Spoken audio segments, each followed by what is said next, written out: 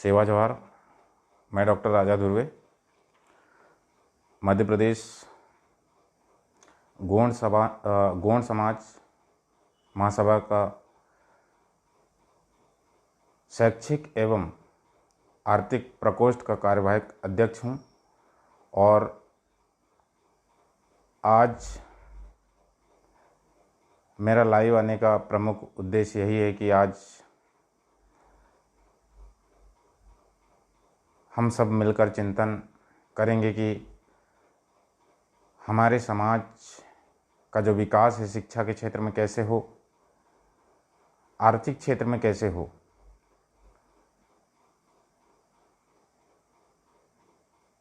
अभी वर्तमान में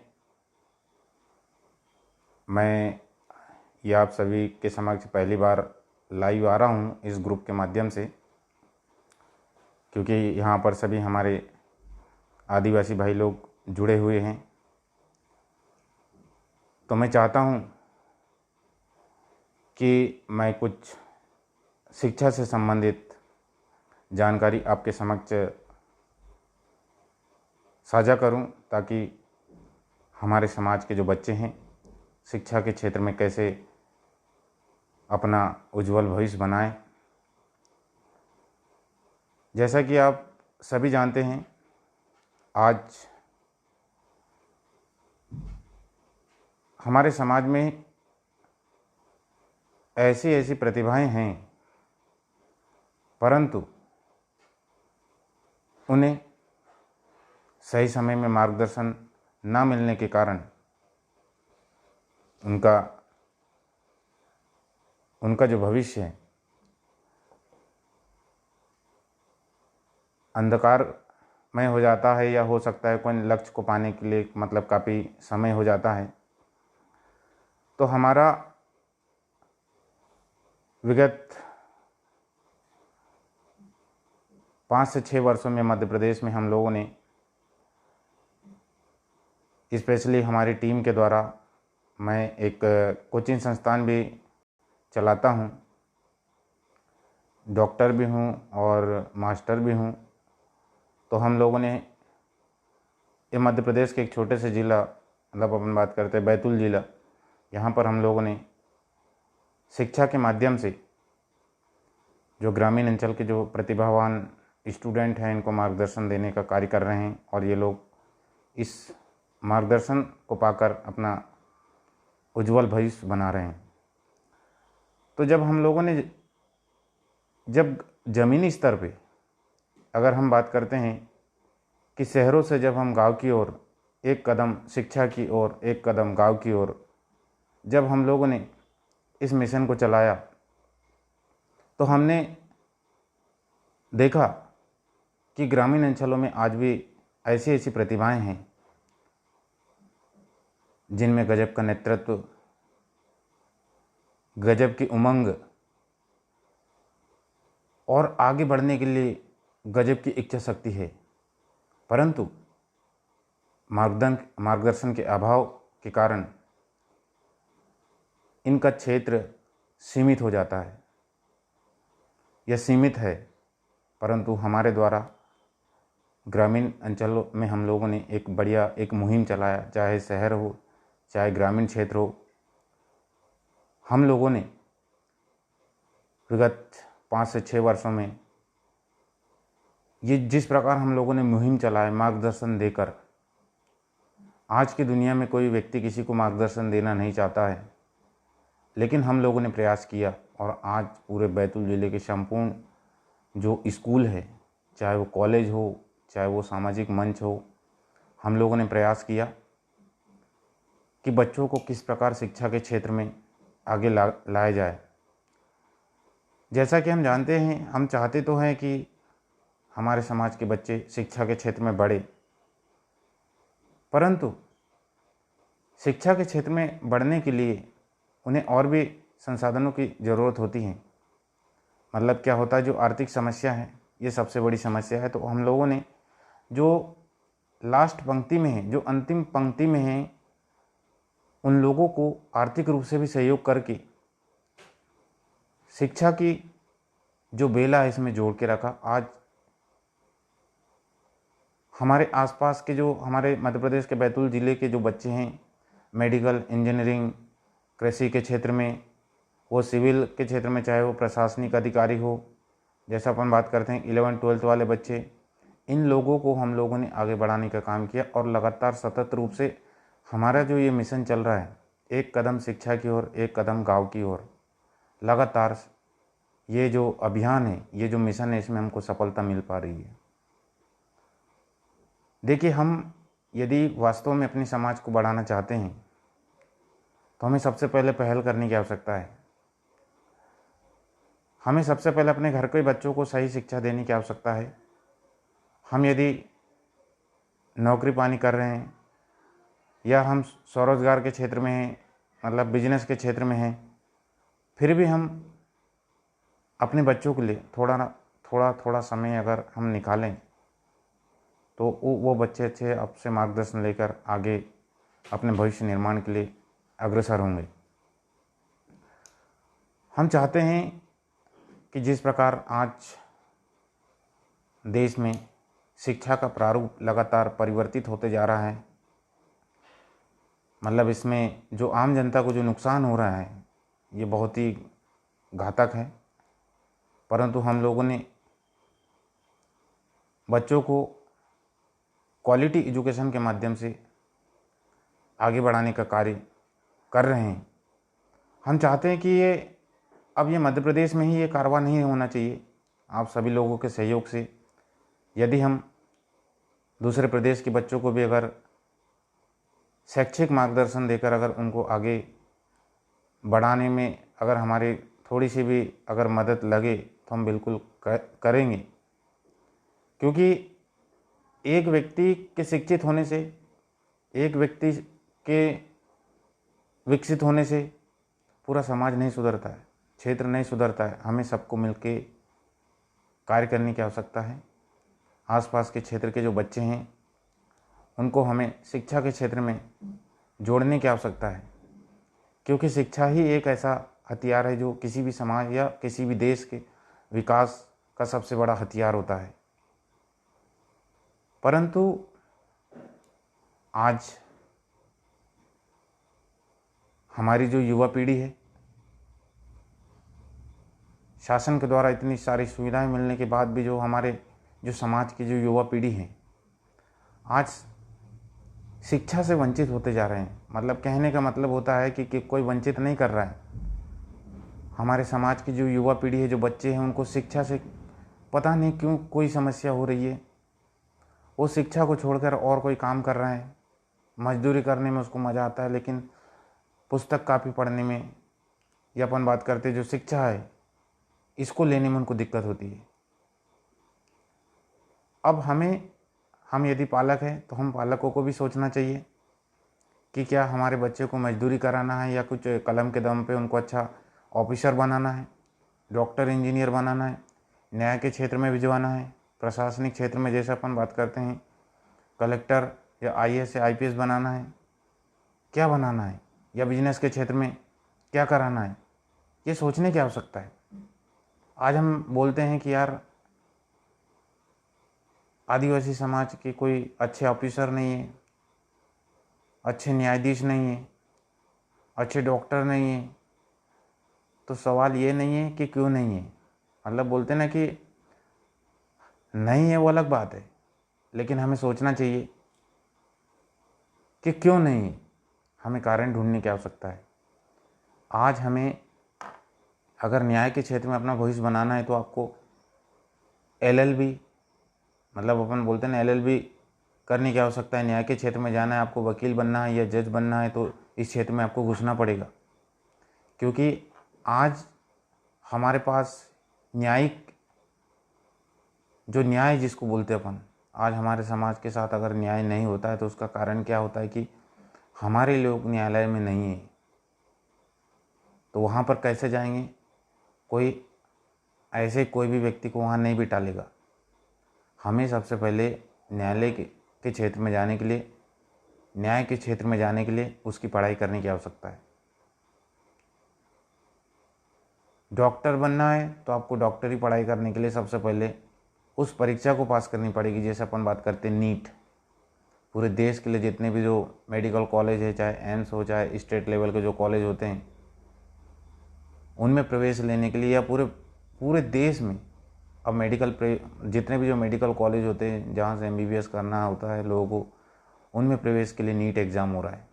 तो पहले आपको नीट परीक्षा पास करनी पड़ेगी, फिर आपको एमबीबीएस की पढ़ाई करनी पड़ेगी, तब जाके आप डॉक्टर बन पाओगे। फिर जब उसी प्रकार अपन बात करते हैं जो इंजीनियरिंग के क्षेत्र में जाना चाहते हैं, तो उनको आईआईटी जेईई ये एग्ज़ाम पास करने की आवश्यकता है। जैसे आपको कलेक्टर बनना है, आईएएस बनना है, आईपीएस बनना है, तो उसके लिए आपको यूपीएससी का एग्ज़ाम फाइट करने की आवश्यकता है। कोई भी व्यक्ति बिना मेहनत से उन पदों में नहीं बैठता। और हमारे समाज को देखो, कोई दूसरा जेक भी नहीं है कि हम बैठ जाएं। हमारे पास केवल एक ही उपाय है, हम कितना मेहनत करें, जितना ज़्यादा मेहनत कर सकते करें। तो ये अभी वर्तमान में जो वर्तमान समय है, वर्तमान समय में हमें सबसे ज़्यादा ज़रूरत है। अगर संवैधानिक पदों में हमारे वाले लोग रहेंगे तो हमें वो सब मतलब हमारे साथ न्याय होगा, सभी प्रकार की सुविधाएं हमको मिलेगी। जैसे अपन बात करते हैं न्यायिक क्षेत्र में, आज चाहे वो उच्च न्यायालय हो, चाहे वो हाई कोर्ट हो, चाहे सुप्रीम कोर्ट हो, यहाँ पर जाने के लिए भी पढ़ाई करना है। मतलब आप बिना परीक्षा पास किए, बिना उस क्षेत्र में गए, आप वहाँ पर नहीं घुस सकते।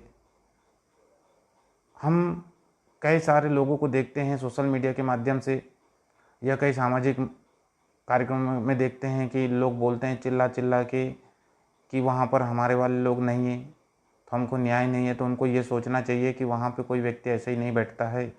आज कलेक्टर बनना है तो यूपीएससी फाइट करनी पड़ेगी, आईपीएस बनना है तो यूपीएससी एग्ज़ाम फाइट करनी पड़ेगी। ये क्यों नहीं बताते? हमें बच्चों को ऐसे क्षेत्रों के बारे में बताना चाहिए, क्योंकि देखिए, हम जब तक शिक्षा अर्जित कर अच्छे बड़े बड़े पदों में, संवैधानिक पदों में नहीं बैठेंगे, तब तक हम हमारे अधिकारों से वंचित रहेंगे। और कुछ लोग, जैसे अपन बात करते हैं कि अगर जिन लोगों को मतलब अगर मान लो सरकारी क्षेत्र में जॉब नहीं मिल पा रही, तो उन्हें कोशिश करनी चाहिए कि उन्हें स्वरोजगार के क्षेत्र में कदम बढ़ाने की आवश्यकता है। छोटे छोटे प्रयास से आप शुरू करें, निराश होने की आवश्यकता नहीं है। छोटा सा बिजनेस ही शुरू करें, वो अपना होता है, आप खुद उसके मालिक होते हैं, नौकर नहीं होते। तो ऐसा ना सोचे कि पढ़ लिखने के बाद हमको रोज़गार नहीं मिला तो हम बेरोज़गार हो गए, ऐसा नहीं है। हमें वर्तमान में स्किल डेवलपमेंट वाला एजुकेशन सीखना है, हमें तकनीकी या कौशल विकास वाला एजुकेशन या शिक्षा अर्जित करना है। यदि हमारे पास यदि भविष्य में इस प्रकार की समस्या उत्पन्न होती है तो हम हमारे कौशल से, हमारे हुनर से हम अपने परिवार का पालन पोषण कर सकते हैं। 2 रुपये का मतलब 2 पैसा कमा के अपने परिवार को अच्छे से खाना खिला सकते हैं, हमारे बाल बच्चों को अच्छा शिक्षा दे सकते हैं। तो ऐसी कोशिश होनी चाहिए। देखिए, कोई भी व्यक्ति जन्मजात डॉक्टर नहीं होता, कोई व्यक्ति जन्मजात कलेक्टर नहीं होता, क्योंकि शिक्षा अर्जन करना या अर्जित करना ये उपार्जित लक्षण होता है। कोई व्यक्ति जन्म से ही मतलब कोई 12वीं पास होके नहीं आता, 12th पास होके नहीं आता, कॉलेज पास होके नहीं आता, वो इस जीवन में आकर शिक्षा अर्जित करता है। मतलब व्यक्ति ऐसा आता है कि बिना कपड़ों से आता है। वो जैसे जैसे बढ़ते जाता है वैसे वैसे उसका जो दिमाग है, जो मस्तिष्क है, वो काम करता है और उसके दम पे वो उसके अच्छा शिक्षा अर्जित करके अच्छे अच्छे बड़े बड़े क्षेत्रों में जाता है और अपने समाज के विकास में सहयोग करता है। तो हमें हमारे समाज के जो बच्चे हैं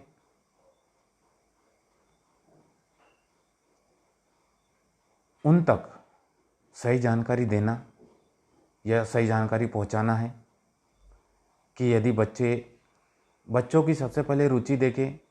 आप यदि पालक हो तो बच्चों की रुचि देखें कि आपका बच्चा किस ओर जाना चाहता है। आप पालक हो, आपसे बेस्ट उसकी जो रुचि है कोई दूसरा व्यक्ति नहीं पहचान सकता है। तो आप ये देखें कि आपका जो बच्चा है, अब जो भी है, बेटी या बेटा जो भी हो, उनकी रुचि देखें कि वो किस ओर जाना चाहते हैं। हम प्रेशराइज ना करें उसे, हम दबाव ना बनाएं कि आप इसी क्षेत्र में जाएं। सामने वाले का इंटरेस्ट किस साइड है, क्योंकि इंटरेस्ट वाले फील्ड में जाएगा तो वो ज़्यादा मेहनत करेगा, खुद मेहनत करेगा, उसको बोलने की आवश्यकता नहीं पड़ेगी। तो हमें वर्तमान समय में जिस प्रकार अभी आप सभी लोग देख रहे हैं कि संपूर्ण भारत देश में कोरोना का कहर जिस तेज गति से बढ़ रहा है,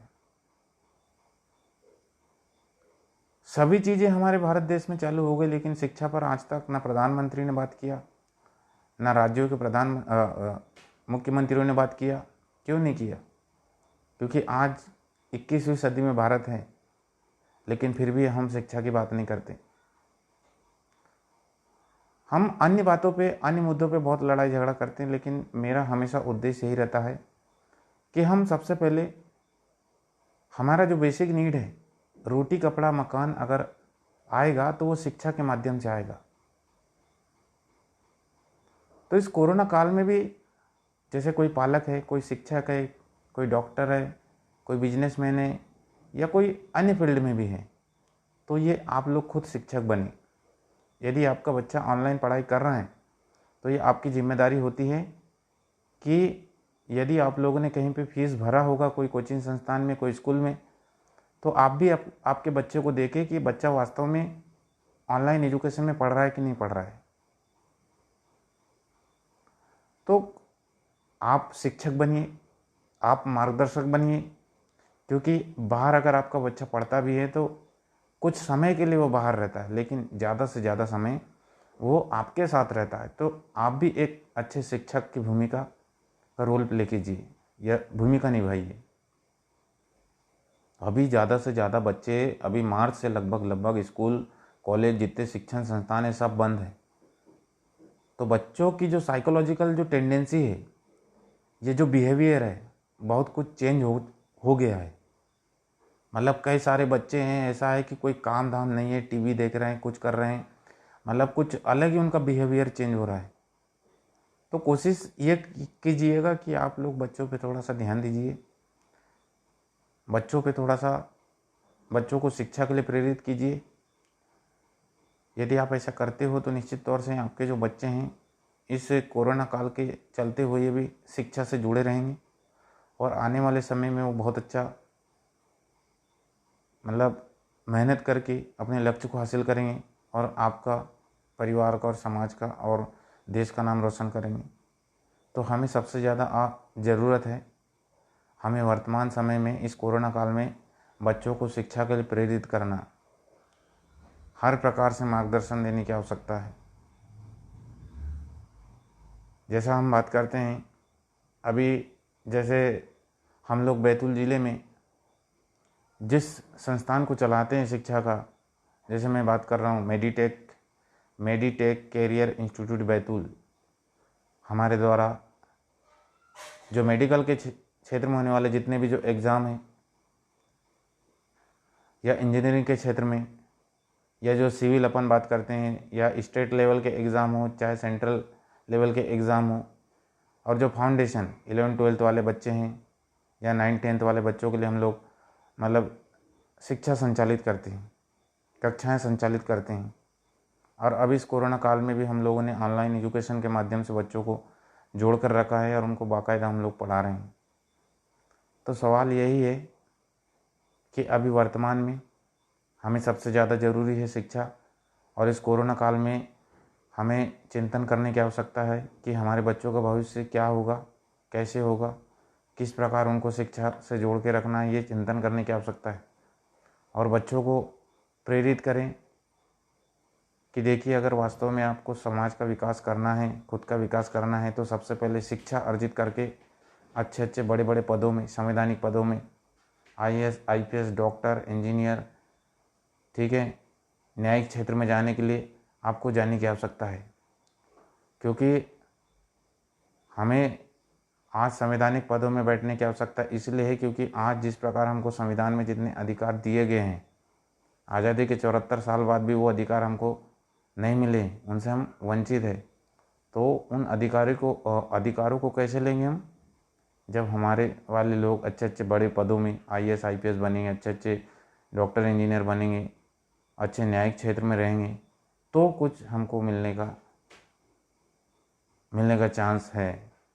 नहीं तो फिर वही है, अधिकार तो बस वो किताबें पन्नों तक है, बाकी हम लोगों को ग्राउंड लेवल पे आज भी नहीं मिला है। इसलिए वर्तमान समय में ज़्यादा से ज़्यादा बच्चों को प्रेरित करें। जो लोग बेरोजगार साथी लोग हैं उनको स्वरोजगार के क्षेत्र में कदम बढ़ाने की आवश्यकता है, ताकि हम हमारा जो आर्थिक जो इकोनॉमी है इसको सुधार सकें। देखिए, ज़्यादा पैसे मत कमाओ, कोई दिक्कत नहीं है, लेकिन सुबह शाम की जो रोटी है इतना तो पैसा कमा ही लेना, ताकि हमारा घर परिवार अच्छा से चल सके। मतलब देखिए, आज हमें चिंतन मनन करने की आवश्यकता है शिक्षा में भी, और हमारा आर्थिक स्थिति कैसे सुधरे, इन पर चिंतन करने की आवश्यकता है। और अंत में मैं यही कहना चाहूँगा कि जितने भी जो साथी लोग हैं जो मुझे देख रहे हैं, उनसे निवेदन करना चाहूँगा कि आसपास आपके अगर ऐसे बच्चे हैं जो मेडिकल इंजीनियरिंग की तैयारी कर रहे हैं, या 11-12 वाले बच्चे हैं, या सिविल के क्षेत्र में जितने भी जो सेंट्रल लेवल के एग्ज़ाम हो या स्टेट लेवल के एग्ज़ाम हो, अगर ऐसे बच्चे हो तो एक बार हमसे संपर्क कराइएगा। हम कोशिश करेंगे उनकी हेल्प करने की। तो आप सभी लोगों से मेरा निवेदन है कि आज से आप अपने बच्चों के लिए एक शिक्षक बनिए, प्रेरक बनिए, मार्गदर्शक बनिए, और उनको अच्छा मार्गदर्शन देकर उनको शिक्षा के लिए प्रेरित कीजिए। तभी तो जाके हमारा समाज का विकास होगा। इसी प्रकार हमारा आर्थिक स्थिति भी सुधरेगी। तो यही मैं कहना चाहूँगा। आप सभी लोगों ने मुझे देखा, एक बार पुनः आप सबको बहुत बहुत धन्यवाद। सेवा जवाहर।